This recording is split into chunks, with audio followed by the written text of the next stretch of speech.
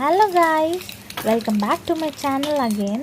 இன்றைக்கி ஒரு சின்ன ஷார்ட்டில் என் வீட்டில் காலையில் பிரேக்ஃபாஸ்ட் என்னென்ன அப்படின்றத நான் உங்களுக்கு காட்ட போகிறேன். இது குக்கிங் வீடியோலாம் கிடையாது. எப்படி இதை பண்ணுறேன் அப்படின்லாம் கிடையாது. ஆல்ரெடி நான் பண்ணிட்டேன். ஸ்டில் ப்ராசஸில் இருக்கும் போது தான் உங்களுக்கு நான் வீடியோ எடுக்கணும்னு நினச்சேன்.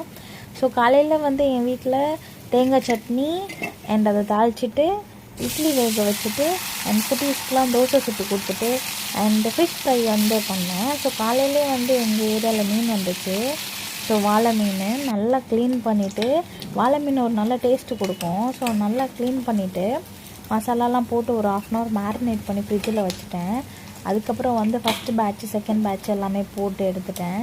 கிட்டத்தட்ட ஒரு 10 மீன் தான் வறுத்துருப்பேன்.